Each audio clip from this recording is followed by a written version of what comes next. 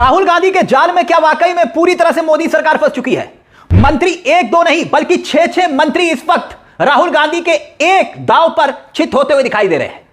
मोदी सरकार के एक दो मंत्री नहीं 6 मंत्रियों का हम जिक्र कर रहे हैं जो रात को 11:15 1 बजे तक ट्वीट कर रहे हैं, सफाई दे रहे हैं, राहुल गांधी के लिए वीडियो तक बना रहे हैं और यह सोशल मीडिया पर खूब वायरल हो रहा है। आलम तो यह है कि मोदी सरकार के जो मंत्री हैं, एक दो मंत्री नहीं 6 मंत्रियों का हम जिक्र करेंगे, पूरे सिलसिलेवार तरीके से आपको बताएंगे कि कैसे राहुल गांधी ने इस वक्त पूरी सरकार को फंसा दिया है। राहुल गांधी के सोचिए जरा, पप्पूकरण के लिए बीजेपी ने ना जाने कितने करोड़ों रुपए फूके ना, राहुल गांधी को साबित करने के लिए कि नहीं कोई सीरियस नहीं है।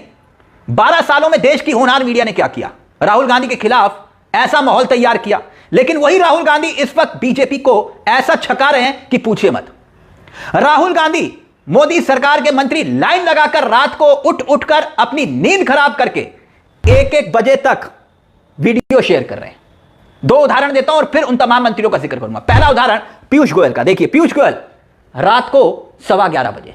दूसरा उदाहरण शिवराज सिंह चौहान रात को 1 बजे, कृषि मंत्री 1 बजे वीडियो शेयर कर रहे हैं और राहुल गांधी उस वीडियो का मुंह तोड़ जवाब भी दे रहे हैं।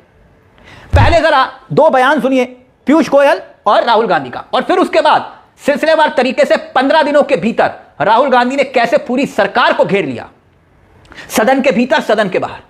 मंत्रियों को सफाई तक देनी पड़ रही है, इस्तीफा तक देने की नौबत आ चुकी है। दिखाएंगे आपको, लेकिन पहले जरा देखिए क्या हुआ। भारत की तो कॉटन की क्षमता भी बढ़ेगी, कॉटन की रिक्वायरमेंट भी बढ़ेगी। पीयूष गोयल जी झूठ मत बोलिए, इसलिए मैं इसको सरेंडर कहता हूं क्योंकि ये डील या तो कपास के किसान को मारेगा या टेक्सटाइल इंडस्ट्री को मारेगा या फिर दोनों को उड़ा दे। इनके मंत्री को यह भी नहीं मालूम कि बांग्लादेश अब हिंदुस्तान से कपास नहीं खरीदेगा और उन्होंने निर्णय ले लिया है कि वो यूएस से कॉटन इंपोर्ट करे। ये है यूएस डील, नरेंद्र मोदी जी की डील की सच्चाई। अब आइए यूएस ट्रेड डील पर, अब आइए एप्स्टीन फाइल पर, अब आइए नारवाड़े की किताब पर।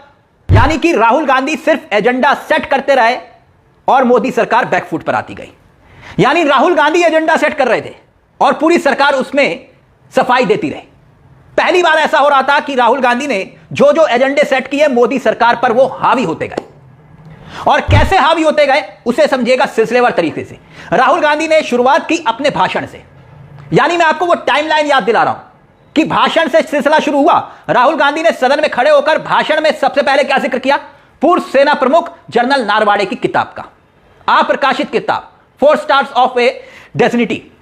कुछ हिस्से पढ़ने की कोशिश की। तुरंत रक्षा मंत्री राजनाथ सिंह खड़े हुए, तुरंत खड़े हुए अमित शाह, केंद्रीय संसदीय मंत्री किरण रिजिजू, लोकसभा स्पीकर ओम बिरला कहते कि नहीं, यह नियम नहीं है।